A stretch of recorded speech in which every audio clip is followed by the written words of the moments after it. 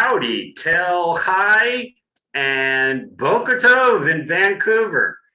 My name's Wayne Firestone. I'm excited to be with everyone here today as we move into holiday season. This is a program that the America-Israel Friendship League has been running for several years now. And those of you that have been with us week in and week out know that there's no topic too big or no topic too small for us to cover. But we are headed into holiday season. So first, let's begin with a little bit of community building for everyone checking in from around the world. Tell us a little bit about what you're looking forward to for the holiday season. Are you going to be watching the World Cup game? Are you going to be watching your grandchildren? Are you going to the beach? Are you going skiing? Tell us a little bit, put something in the chat about what you're looking forward to in the holiday season, how you're going to celebrate. The way we celebrate here at America-Israel Friendship League is by bringing together people from both Israel and the United States and around the world with expertise in topics that are frankly just really interesting. And, you know, with a little bit of chutzpah to find something that maybe you haven't heard about. And so when we think about chutzpah, we certainly think about our good friend, Dr. Yossi Vardi. He's won every award in the world from in Israel. He started over 80, funded, founded, co-founded over 80 different startups in Israel in the high-tech sector. He's really seen the whole range. But Yossi, before this episode, I'm not sure we ever touched upon the mighty Mosquito before. So tell us a little bit about what we have in store today. And what are you looking forward to for this coming Hanukkah? How are you celebrating? How I celebrate Hanukkah, like we celebrate every Jewish holiday by eating, you know, latkes and ponchikes, which you call in English, I think, pancakes and donuts, though when you say latkes and ponchikes, it sounds much more tasty. And we'll see the grandsons, etc., etc. Nevertheless, let me move right away because Jonathan has a lot of great stuff in his sleeve. Let me move right away to the topic of the day. I really have the pleasure of introducing to you Jonathan Bohbot, who is on the faculty of the agricultural faculty of the Hebrew University, a very well-known faculty which developed tons of interesting developments, and the work which Jonathan is doing is really very exciting, and I still trying to figure if it belongs to research and development or to science fiction. Jonathan is going to share with us tonight everything you wanted to know and you didn't want to know about mosquitoes, how they work, what they are doing, and especially the wonder, the amazing work that he's doing with mosquitoes. So Jonathan, why don't we start by asking you to give us a quick run of your biography. Jonathan, please. Thank you, Yossi. Does that involve my childhood, or how far back do you want to go? We can talk since Shoshana kindergarten or whatever. Okay, so I will share the most relevant parts of my childhood, which have something to do with insects in general. And so since I'm a kid, I remember playing with insects and collecting ants. And instead of heading to the beach, I would go the opposite way and take my jars and my shovel and spend all my days digging out ants, finding the queens, bringing this back home. So I was raised in France, and I kept this passion until today, and that drove me to do research. But along the way, I was involved with the museums and small movie sets who needed ants for their shooting. I've always brought insects at home, and my parents were very supportive. They tolerated the occasional escapes. And I ended up going to the university in France, and I did a master in olfaction, but in an agricultural pest, a moth. And then I did my PhD in South Carolina on Aedes aegypti, which is the yellow fever mosquito. And that's where I got interested in smell receptors. And then I did a postdoc at Vanderbilt University, continuing this work. We identified all these smell receptors from mosquitoes, and we wanted to know what were their functions, what kind of odorant they were detecting. And after that, I moved to Washington, D.C., to the USDA, the United States Department of Agriculture. And there I worked under a military affiliated program called the Deployed Warfighter Programs, and they were interested in understanding how existing insect repellents were functioning and interacting with the nose of mosquitoes. And after 6 years in DC, I did Aliyah with my family, and we moved to Israel, to the Hebrew University, and I was given the opportunity to pursue my interest in the field of olfaction, and more particularly in olfaction in insects and mosquitoes. So here we are. How long you are in Israel? When did you make Aliyah? 2014, so it's been 8 years. 8 years. And how you sum up these 8 years in one word? Intense. Intense. Good. And can you tell us 2 words about your family?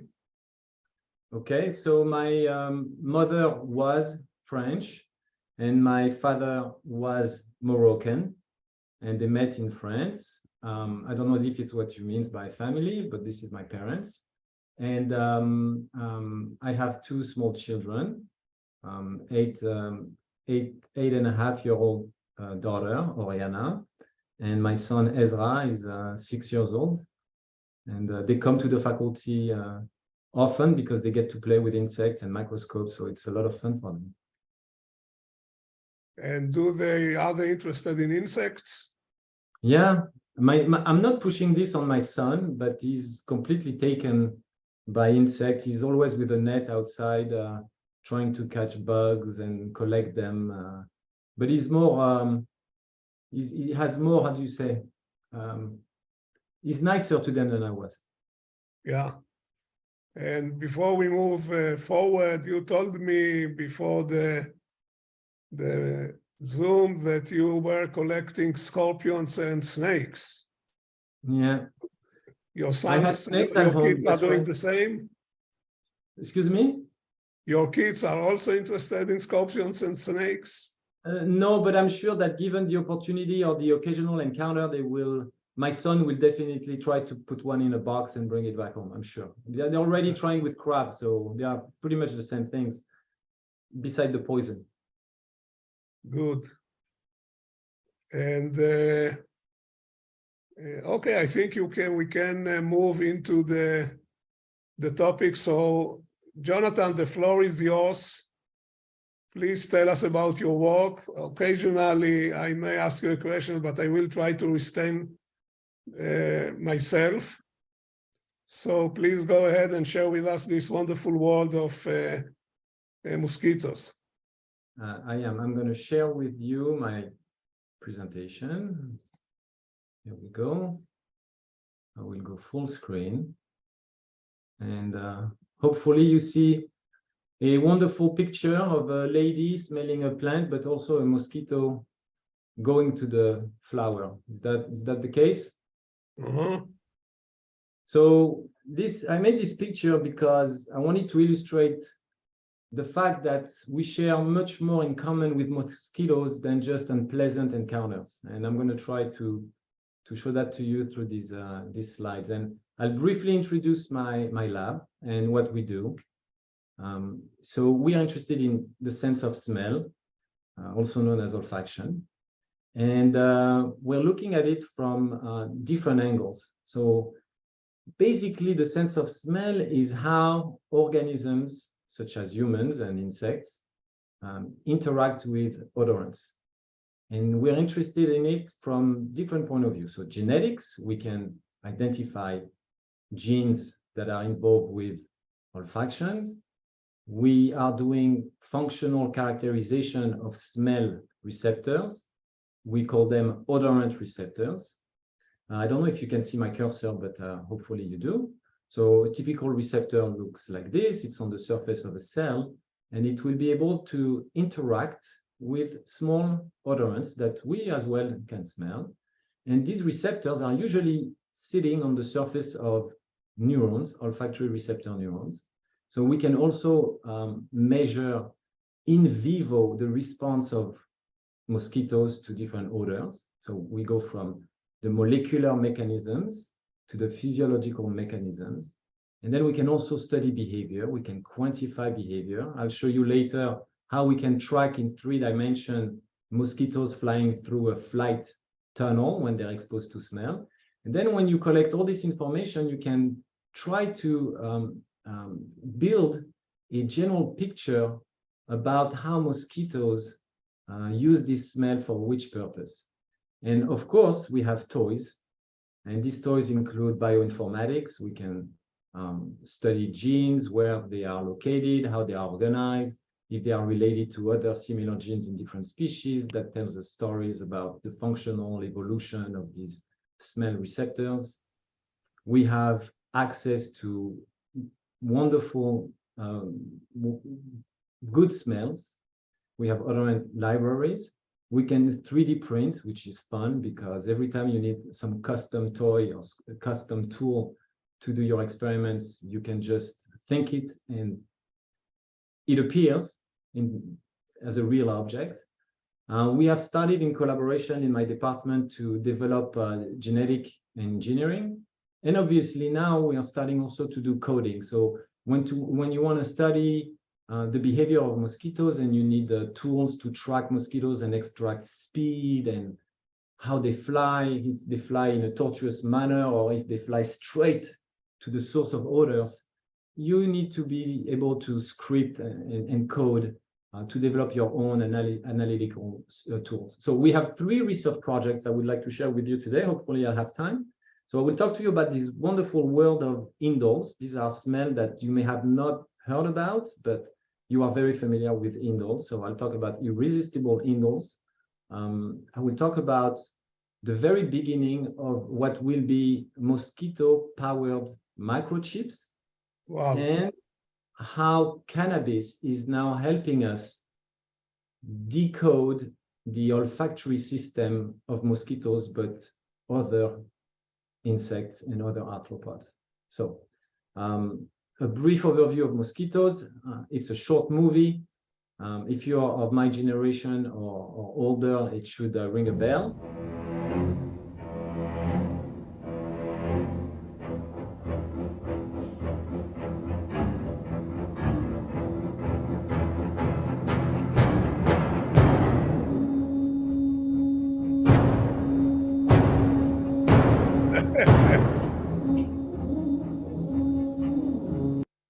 So that's the famous movie, 1973, Steven Spielberg. I was born in 1973. So this is to illustrate that this is a very dangerous animal, arguably the most dangerous animal. It has killed it has been estimated that it has killed like 52 billion people from a total of 108 billion human beings throughout our history. So that's quite an achievement. So the problem with mosquitoes is they carry diseases. So they are annoying for us who are sitting in New York or in Israel right now, but in many countries, they can transmit viruses. They can transmit small eukaryotes like protozoans that cause malaria. They even transmit worms. I mean, every nasty little creature you can think of, they can give it to you for free. And so if you look by comparison, mosquitoes on average kill 725,000 people. And if you look at sharks, it's 10 bites a year. So mosquitoes are really a force to reckon with. They are tiny. They are about half a centimeter long. And within 1 minute feeding on you, they will triple their weight. So try to translate that in hamburgers or what have you, and that would be that's what they can achieve. And they will fly. After tripling their weight, they will fly. There are about 3,500 species. I know it's depressing, but it's going to get better as we progress through the presentation. And from these 3,500 species, 95% of these species require a blood meal. So they need to feed, the female needs to feed on blood. The better news is that only 100 of these species have specialized in biting humans. And they've been doing this for a long time. We estimate about 200 million years. They've been sucking blood from dinosaurs to nascent mammals and us. We are 200,000 years old. So they've been 1,000 times longer than us on this planet. These insects are fascinating on many accounts. The larvae, so from the egg, which is deposited on water or near water, emerges small larvae, and they keep growing, and they have to contend with predators and microbes, which they feed on as well. And they go through a complete metamorphosis. And during this metamorphosis, they're going to switch from living underwater to becoming flying terrestrial creatures. And there they will also use their sense of smell to feed on plants. This is where they acquire their sugar food. They will identify mates. Different species use different strategies to identify mates. Sometimes they swarm. Sometimes they meet next to human beings, because the male will know that it will find a female next to humans. And they also need their sense of smell to identify a good place, a suitable place to lay their eggs. So olfaction is a really dominant sense in these insects. So I will show you a short video of Aedes aegypti, the yellow fever mosquito. It's a cousin of the tiger mosquito. And you can see the head here. Hopefully the video is playing well on your side. And you can see these filamentous organs. These are the antennae. And these are the major sensory olfactory organs of the mosquito. And you can see that they are very aggressive when it comes to smelling, because they are projecting these antennae outside of their head. We humans, our smelling tissue is between our eyes, maybe a centimeter deep. So it's lodged inside our nose, deep inside our nose. But mosquitoes and insects in general, they project forward their nose. So the how far can they smell? Some researchers have estimated that they can smell carbon dioxide maybe 100 meters away. 100 meters away. It's pretty good considering the size of that insect. And they have two noses. They have a second pair of nose, which is close to their mouth parts. This is the part that will go into your skin. But if you see these little knobs here, these two little white knobs, these are maxillary bulbs. I know it's a mouthful, but basically this is nose number 2. And if you zoom in, you will see that on the surface of this antenna, this would be a zoom in here, and this is a segment of the antenna. You can see that they have hair-like structures. I made one in kind of red, yellow, and these things are hollow. And inside these little hairs, you find neurons, and these neurons can smell. These are the cells that can interact with chemicals from the air. So a typical odorant will penetrate this hair through holes, pores, and they will interact with these neurons. And how is this working in terms of mechanics? If you look at the surface of this neuron, you have small receptors that are sitting on the surface, and they can interact with these odors. So these odors are coming from the air. They are carried by odor transporters, which offload their odorant cargo on the receptor, and the receptor gets activated, and suddenly it changes the electrical property of the neuron, and it says, neurons, wake up, it's time for you to tell the brain that there is Yossi Vardi in the vicinity, and we want to bite. So there are about, on average, 100 smell receptors in mosquitoes. And for the vast majority of them, we don't know which odorant they interact with. So I'll talk about 2 or 3 of them today. The red ones, these are odorant receptor 2 and odorant receptor 10. And we know now, since about 10 years, that they interact with indole and scatol. And indole and scatol is something you're very familiar with because they smell like white blossom. So if you think about gardenia or jasmine, the dominant olfactory note is oftentimes indole. And mosquitoes love to detect this compound. They have kept these receptors for 200 million years. There is another receptor, the blue one here. It's called OR8.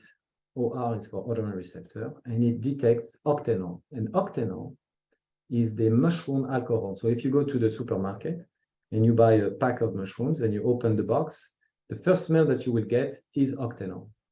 And these receptors can detect these compounds, and they can even discriminate between the 2 mirror image of this compound. So they are very selective and sensitive receptors for this compound. I'm going to just focus now on indole and scatol that you know, and you don't even know that you know indole and scatol. So indole and scatol, here they're represented like in a yellow color. They are produced by plants and bacteria. And they're present in your cheese, in your meat, in your tomato. It's in the beer, it's in everything you can think of. And we like it so much that the food industry uses it as an additive. So they will add indole and scatol to your food. They will spike it to your drinks, so you are stimulated. So it's even a component of perfumes. As I was mentioning earlier, indole is typically produced by white blossom, and depending on the concentration, it will elicit a different perceptions for humans. So it could smell like mothballs. It could smell like an orange blossom. Sometimes it's associated with feces. And it's used in different perfumes. So here I listed a few perfumes that contains indole and scatol. So we have, as humans, a strong affinity with this compound. So I will explain quickly, I will make a short segue into how we study the function of these receptors. Basically, we identify the gene, a receptor gene, we extract it, we clone it, or it's very cheap to custom synthesize it. We make mRNA. Now everybody is very familiar with messenger RNA. And we inject this mRNA, not in our shoulder, but in a frog egg. So you would be asking, why do you inject an mRNA into a frog egg? An mRNA from a mosquito into a frog egg. This is really strange. So we use the frog egg because basically a frog egg is a big cell. And this cell, you can see it with your naked eye. It's 1 millimeter diameter. And it is for us a protein factory. So when you inject this mRNA into the egg starts producing a large amount of this protein on its surface. Then we plug up 2 electrodes and we measure current flowing through this receptor. Why? Because this receptor is an ion channel. It can close and open the membrane. Every time you expose the receptor to an odorant with which it interacts, it will open. And then you'll have ions, an ion current flowing through the receptor and therefore flowing through the membrane, changing the electrical properties of that membrane. And we can measure these changes. So if you increase the concentration of an odor, you will have more current. If you use a drug that blocks that receptor, you will have less current. So this is how you can study the function of these biological nanopores. So they are tiny little machines that open and close in the membrane. And here, this is pretty much the most complicated scientific graph I will show you today. I will show you how this receptor, which is called OR9, is a super sensitive scatol receptor. So how does that work? So we inject this mRNA of OR9 into a frog egg, and we measure the response of that egg, which is the y-axis. It goes from 0% to 100% response as a function of concentration. We go from nanomolar, or parts per trillion, 1 part per trillion, to parts per million. And you can see that if you look at scatol, if you increase the concentration of scatol, you will get, at the lowest concentration, a very small response. And at the highest concentration, it will start plateauing at a maximum value. And you can see here that the red molecule, scatol, is on the left side of the black molecule, which means that the red molecule is better at activating this receptor. And what I'm trying to show you here is that you can activate OR9 with concentration of scatol that are in the 100 parts per trillion. So it's shown here. And to give you an analogy, 130 parts per trillion would be equivalent to 1 tablespoon of scatol in 4 million bathtubs of water, knowing that 1 bathtub is 50 gallons of water. So that gives you a sense of how sensitive this receptor is. Okay. Now, you can see here that this receptor can discriminate scatol and indole, and the only difference is this tiny little spike here, this little methyl group. So if you expose OR9, this receptor, to many different scatol indole types molecules, so here you, on the y-axis, you have a response, and on the x-axis, you have different molecules that share the structure of indole, you will see that the strongest, the most potent activator is indole. Okay, so it's a very selective receptor. So the conclusion is what? What I'm trying to drive here is that we're dealing with smell receptors that are small machines that can detect compounds of human interest in the parts per trillion range and in a very selective way. All right, so what do you do with this knowledge? What will be the human sensitivity for these substances? I would think it's very comparable. Now, the reason why I use the word comparable and I cannot be more specific is because we haven't identified the human equivalent of the indole receptor, and I would love to put my hands on it. So what do you do with this knowledge? So a few years ago, we identified the blue receptor, and we knew that it was interacting with this octanol 1-octantriol compound, so the mushroom alcohol. We knew that the red receptor, OR2 or OR9 or OR10, these are similar, detect indole-like compounds. But we also found that DEET, and some of you may be familiar with DEET, it's a famous and very, as you say, functional insect repellent that you find in products like OFF. I'm not making any commercial, but most people know OFF. We found that DEET can interact with the octanol receptor and block it.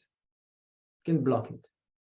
So Dr. Esther Yakir, who is my lab manager, she said, okay, you discovered this in 2010. And I noticed that DEET, if you look at it, the structure of DEET here, you look at these rings and these atoms, you have an N and nitrogen here.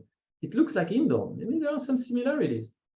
Do you think that indole could inhibit this receptor? And we found out that it does. We found out that indole, which for mosquitoes usually is a chemical that stimulates the female to lay eggs. We found that indole at high concentration, and not so high concentration, in a different range of concentration, would block that octanol receptor. So the next question was, okay, so indole, which is a natural product, as opposed to DIT, which is synthetic, could we use indole as a repellent? It's natural, and it's volatile.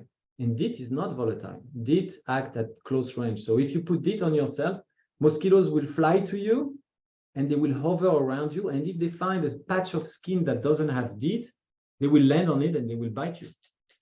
So it would be great to have a repellent that acts at longer range. So this is what one of my students looked at. So we 3D printed these cool little rings that can sandwich a protective net. And we would create a window on a glove that the experimenter wears.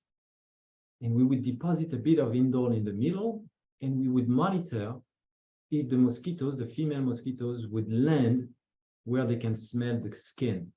And you put that hand inside a cage, you have a camera on top, and you look at the behavior of the mosquito. So here I'm going to show you a movie. On the left-hand side, you have a hand, but there is no indole. It's a control hand. So you expect that the mosquitoes are attracted to a chemically non-protected hand. And on the right side, we've put indole in the white little area that you see in the center. So I'll play that. It's just a few seconds. And it's quite dramatic. I think you would agree with me. So we've tried a different range of indole, and we find that they work even at the 10 to the -5 molar, which means it's very diluted. So that's very encouraging for us. And we can do image detection to make this process of counting mosquitoes automatically. This is where you see that you have convergence between different fields. You have convergence of biology, and you have the convergence of engineering, or including coding. So the next question was, okay, we can repel mosquitoes using indole at short range. Will indole work at long range? This is where the money is. So here we have a flight tunnel. This flight tunnel is about 1.5 meters long, 50 centimeters high by 50 centimeters wide. You can put mosquitoes on one end and a smell on the other end, and you can see if they're going to fly towards the smell or not, or what they're going to do when they're exposed to this smell. So Eviatar Sarshalom is one of my PhD students, did this work. And I'm going to show you how mosquitoes fly in a wind tunnel when they're exposed to carbon dioxide, because many of you are familiar that carbon dioxide that we exhale is very attractive to mosquitoes. So in the next slide, I'm showing you two images, and they correspond to a view from a bird's eye view from above. So you're looking at that wind tunnel from above. On the left-hand side, you have the mosquitoes that are being released. And on the right-hand side, you're pushing air. And you're going to see if they fly against the airstream. So the first video is, you can see 3 mosquitoes being tracked. Every 100 milliseconds, we generate a XYZ coordinate, and they go back and forth. There is no carbon dioxide. It's just normal air. I mean, there is carbon dioxide, but at the atmospheric level. Now, if you put more carbon dioxide at a level that is similar to what you find in human breath, you can see that mosquitoes fly in a very different manner, right? They go straight to the source. So what we did is we compared the response, how these mosquitoes are flying when they're exposed to 3 treatments: carbon dioxide and 1-octane-triol, this mushroom alcohol. Together, it's known that they synergize each other. It's a potent attractant. So we're trying to mimic a human. And then to this mix of carbon dioxide, 1-octane-triol, and our repellent indole. So what do you see here? You can see with carbon dioxide, you get trajectories. These are these pinkish colored lines, and there are a certain number of them. And when you add 1-octane-triol, you get many more flights.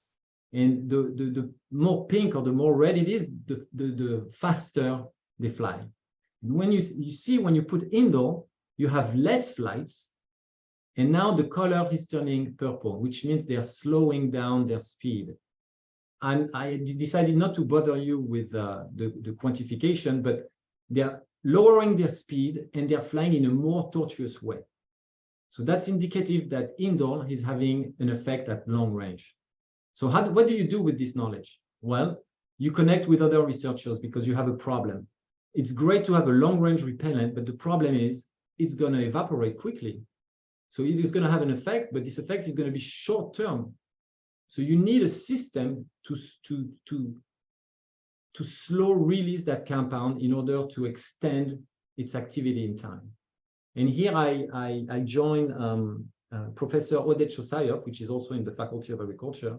And what Oded is doing is taking cellulose, which is the main component of plants, and he extracts that cellulose and he makes it a polymer, like a gel.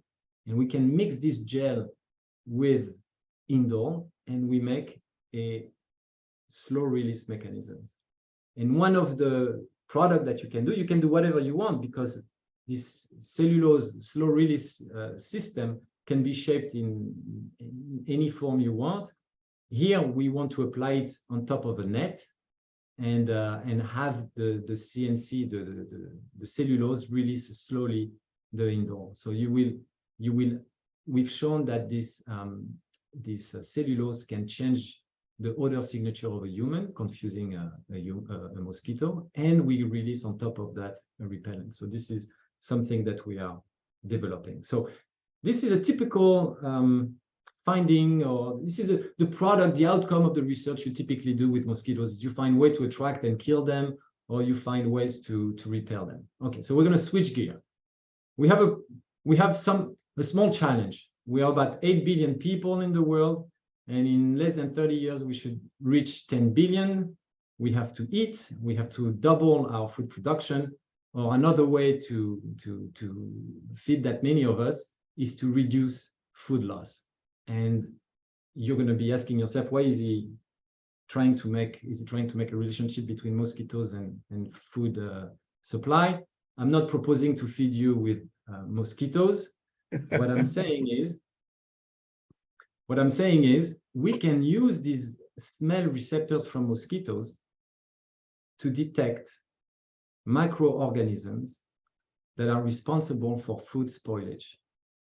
So here, what I'm saying is, you take the mosquito receptor and you create a biosensor. You create an olfactory machine, a smelling machine of a tiny size. All right. You can use that biosensor in many different areas. If I give you the example of bacterial food-borne disease, it's about 1 in 6 Americans will contract a foodborne illness every year, and it costs a lot. So what happens when you have food spoilage? The different signs of microbial growth is a change in smell, and this is gradual. Then you have a change in color, a change in texture. At this point, it's over. So if you want to save your harvest, or if you want to detect spoiled meat, which is the main culprit for food intoxication, the best way and the quickest way to identify the problem is through smell. And you want to detect it very early. So you need a tool, a device that will detect these smells at very low concentration, at very low doses, and in a specific manner. So here I identified and I collaborate with another researcher. His name is Dr. Yossi Vardi from the Volcani Institute here in Israel, and he's a nanotechnologist. So we met and we had the same goal. We just found each other through the grapevine, and we decided, what if we could make a transistor that would be powered with a mosquito smell receptor. So what I'm going to show you here is a picture of 2 electrodes. And in the middle, you can see this channel. This channel is a gap. And that gap, you can see this little white hair-looking bridge between these 2 electrodes. If I zoom in, this is a carbon nanotube. And a carbon nanotube is a great conductor of electricity. Here, the idea is to couple this carbon nanotube to a receptor, a mosquito receptor. As you drive current through this carbon nanotube, if you interfere with this flow of current, imagine water flowing through a straw, and you create a small pressure point during that transfer of current, you're going to change the electrical property of that transistor, and you can monitor that change, which means that when this receptor is activated, it will change the current flowing through that transistor, and you get a signal. And if you get a signal, it means that you can start smelling with a transistor. And to give you a sense of scale, the gap between these two electrons is 2 microns. 2 micron is it's about 1 million times smaller than a meter. And this is the size of a transistor. So it's basically 30 times smaller than the diameter of a hair. Which means what? You can make a biosensor smaller than a hair, and you can pack them on a chip. And how you keep the organ alive, getting nutrition, etc.?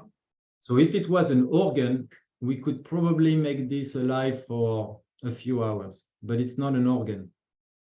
The good news, it's not an organ. So it doesn't require the physiological components to maintain a tissue living, like oxygen, carbon dioxide, a certain level of humidity. It's not a living thing. It's basically taking a small machine, a small molecular machine, and attaching it to a carbon nanotube. So this can have a long lifespan. I can't tell you how long, but much longer than any organ. And it doesn't need any food? It doesn't need any food because it's not based on a flow of energy like ATP, like mitochondria are the little cellular factories. So this is just assembly of proteins, so what is it? It's just a protein being attached to a carbon nanotube. So it's like you take the yolk from an egg and put it on a nanotube, sort of. Sort of. It's even better than a yolk on a hose. It's more stable. Yeah. It will, because the yolk will turn bad. Well, I just meant some protein which is not alive. Yes. Exactly. So because of their tiny size and their transistors, you can imagine creating many transistors to smell indoor. Another set of transistors that detect octanol, another set of transistors, you get the idea. And now we're getting to a point in research where we are identifying more and more receptor smell combinations. If I just stay on indole has a great potential for detecting spoiled food, for detecting bad breath, which could be linked to gum disease or even cancers of the digestive tract. Indole is also used as a building block for many chemistries. If you think about many hormones in the body, like serotonin, it has an indole core. So think about water spoilage. If you have bacteria in water which produce indole, you could detect them in the parts per trillion range in a selective manner. And the beauty of building a chip based on this technology is that you can multiplex, which means, again, you could have different transistors smelling different things. Think about the different combinations. So you could even narrow down to a specific target because you know that your collection of receptors will behave that way when it is exposed to that target that you want to detect. Okay, so that's one project. And I'm getting close to being done. 4 years ago, a colleague at NKRM, also at the Hebrew University, was collecting sandflies, which are the type of mosquitoes, and they transmit diseases as well. And he was collecting them in Brazil, in Ethiopia, in Israel, in Kazakhstan. And then when he was looking at their gut, he found out that cannabis was making a good portion of their diet. So that was exciting. I mean, what's attracting sandfly to cannabis? I mean, of course, you could be asking, why is there cannabis in all these countries? And that's another field into itself. So we partnered with a company, a very interesting company called Ebna Technologies. And what they do is they take different cultivars of cannabis, they put a jar around the flower, and they collect the smell of the fresh cannabis. So it has nothing to do with the smell you will get a whiff of in the street, because I think cannabis, they bake it at some point, and when you bake anything, all the good odors fly away. So here they take the fresh flower and they identify all the compounds that this plant is releasing. And they can perfume different products, and they're doing all kinds of cool research with that. But the cool thing about cannabis, I didn't know until maybe 2 years ago, is that cannabis is one of these few plants that produces the largest variety of plant volatile organic compounds, of plant terpenes, for instance. So Ebna said, okay, we will give you what we have, and you can use this as a cornucopia of smells and ask mosquitoes and other insects if they like it.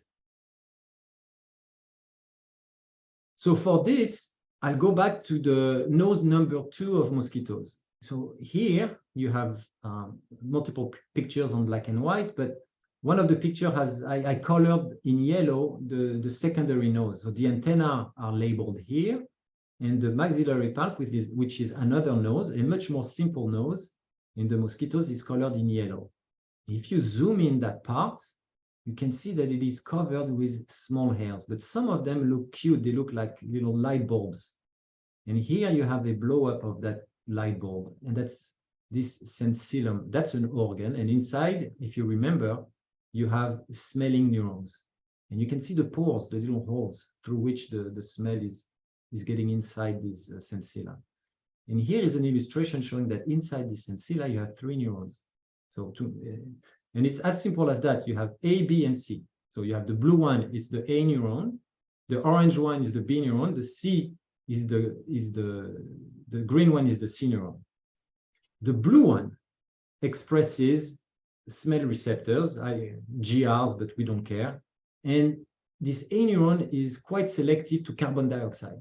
So when a mosquito is smelling a human, it's using these blue neurons. But it's also sensing 1-octentriol from humans. So that's the orange neuron. And we know the receptor, it's receptor 8.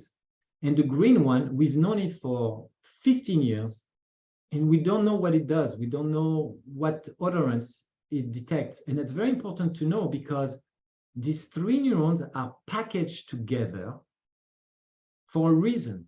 They function as a functional unit. So discovering what this green guy does could be potentially very fruitful in terms of basic science, but also applied research. So what we did is we took this receptor 49. This is a receptor that doesn't have a good activator. We don't know what it does. And we exposed it to different cannabis blends. And the first time we started working with this in the lab, we were just laughing. So I was telling my students, so what are you trying today? I'm going to try the pineapple haze, or I'm going to try the OG Kush. You know, this is exotic.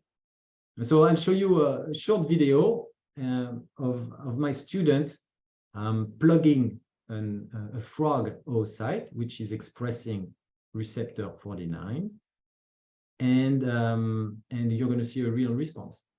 So on the left-hand side, you see a microscope, and it's looking over a very brightly lit stage. And in that stage, and you can't see it, unfortunately, is a tiny little egg. And there is a perfusion system that is delivering the cannabis blends. And so he's going to do that. And then on the screen, he's going to look at the response of the egg. What are you doing now? So I'm screening OR-TAs, OR-49 for terpenes, and right now we will perfume the OG Kush. Perfume Here on the screen, and go. you're going to see the baseline of the egg. And then when it sees the cannabis blend, OG Kush, it's going to start responding. You can see the change in current. Going down, down, down, and then it will recover. See, this is a response. So when we did this early, we were very, very excited because, oh, there is something in OG Kush that mosquitoes love very much. And then we looked into what's inside OG Kush, and we eventually identified this compound. And now this research project has taken on 6 labs. 3 labs in the US, 1 lab in Sweden, 1 lab in China, and 2 in Israel, including mine. And we are very excited. I cannot tell you what it is, but it's something that hopefully we can disclose maybe in a year from now. What are you doing now? Okay. Shortly, a few slides, I'm done. Literally 3 slides. Cannabis, again, is interesting. So here, this is a mite. This 2-spotted mite is another type of vampire. So mosquitoes are vampires. They suck blood of humans and animals. And mites are not insects. They are small arthropods. They are more like spiders. And they suck the blood of plants. And they can decimate strawberry fields and cannabis. I mean, they are very destructive arthropods. And what we want to find is something that will repel them or attract them. And again, we're working with this with EBNA technologies, and we're trying to develop a repellent. And here, what I'm showing you on the left-hand side is a 3D printed tower. Basically, we have a camera on top. There is a lighting system inside, and we created this cool tower, which is completely isolated from the environment. And at the bottom, you have a tray. And in that tray here, which is blown up on the picture in the middle, you have a center arena, a stage, and you have a moat. Why would you have a moat? Is because you're going to put a bunch of spider mites on that arena, on that stage, and you're going to look at how they behave when you expose them to, let's say, repellents. Okay, so here to give you a scale of things, the arena is about the size of a 1 shekel coin. And the size of a mite is 0.2 millimeter. So it's a tiny little thing. And no problem, we have no problem tracking this. And I'm going to show you how that works. So on the left side, you're going to see these mites walking around. Oh, I went too fast. Oh, no. Oh. Too bad. It doesn't work. It's okay. On the left-hand side, you have this control group. So we can identify each of these mites. You see there is a red circle around them, and they're going to be walking around. And on the right side, you're going to see what happens when you put on top of this arena this mixture. I cannot disclose the nature of this mixture. Look at the difference in terms of the trajectories. So on the left side, they're walking around, there is no problem. But on the right-hand side, you have significantly less red dots, which means the presence of a mite. But what we recently discovered is that they actually jump inside the moat. The moat, the purpose of the moat is to prevent the mites to run away from the stage.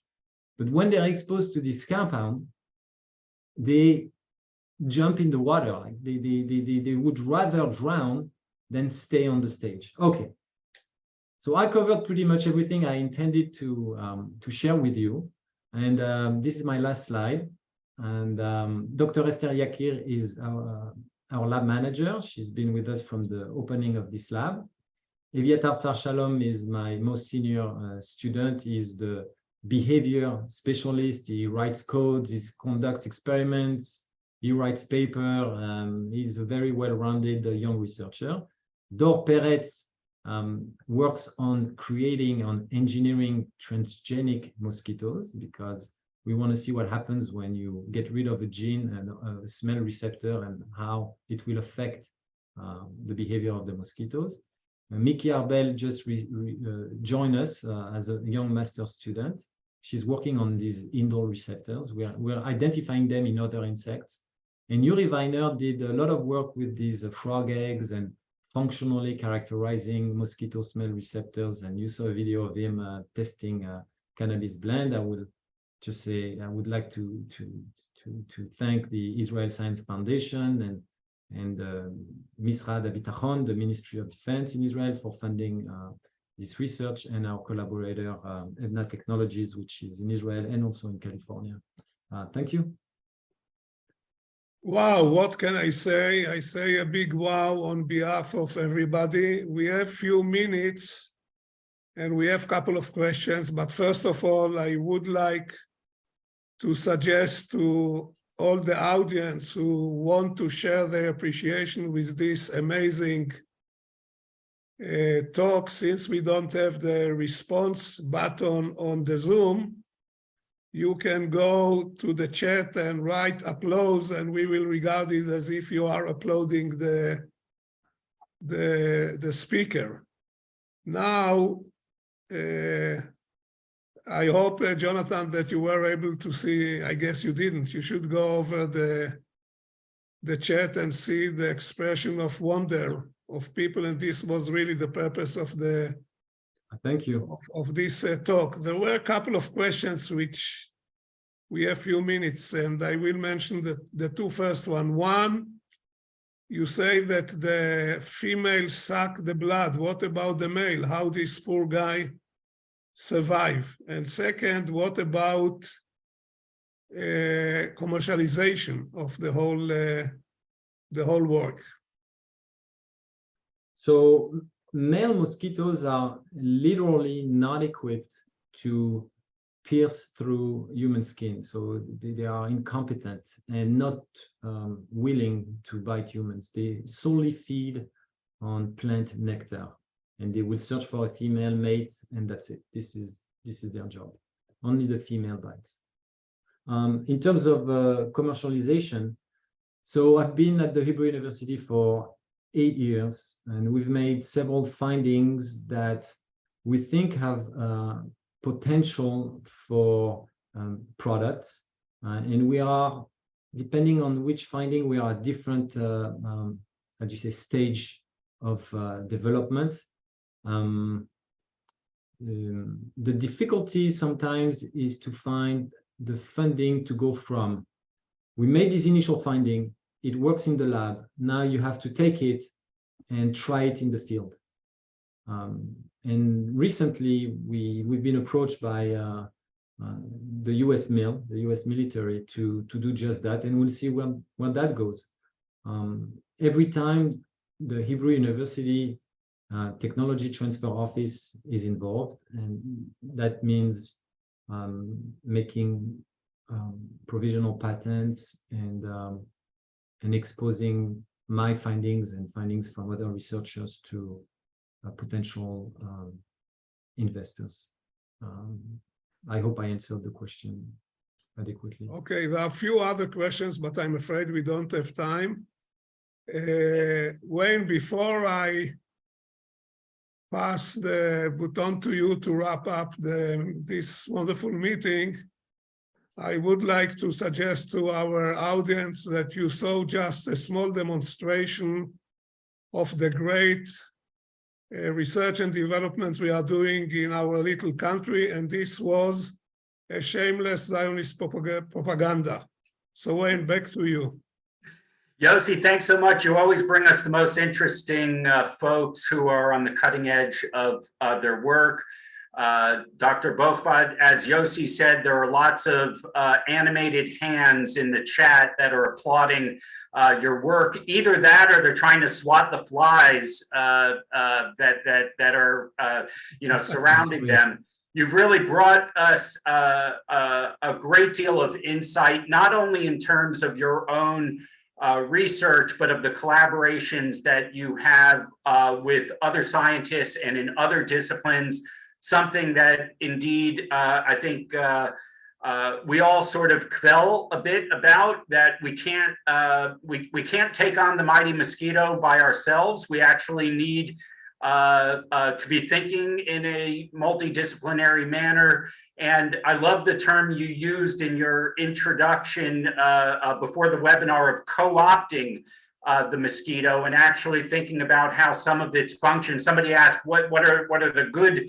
what are the benefits of the mosquito, and certainly you've identified some, and your research continues to explore that well into the future. So we thank you for illuminating this topic. Yossi knows that the America-Israel Friendship League week in and week out is bringing high tech, high science, high culture, high food, sufganiyot, some consider high food at this point, high in cholesterol maybe, but we want all of our friends to know that we've got a recap episode for the entire year where we're going to show some highlights next Sunday. So we want you all to come back. If you enjoyed this, we have some real great recaps. We call it Sababa Sunday, where you get to revisit some of the treats from this past year. Plus, we have a few surprises for you for the holiday season as well. And if you like what we're doing, we're not ashamed to do a little schnorring as well. We do actually take shekels and francs and dollars and pesos at the end of the year. If you're feeling generous, please check us out, aifl.org. Pass on our invitations to your friends. Let them know the great work that Israelis and Americans in collaboration in many, many different disciplines are doing. Those are the stories that we share. These are the kind of exchanges that we bring, and we're excited to do so. So come back for Sababa Sunday next week. Yossi, Dr. Bohbot, thanks so much. We'll keep, we're going to hang on to our off spray with DEET, at least for a little while. We'll cover as much as our body as possible until you figure out the long distance repellents. And for now, we wish everybody a safe and happy holiday season. להתראות. Bye-bye. Thank you.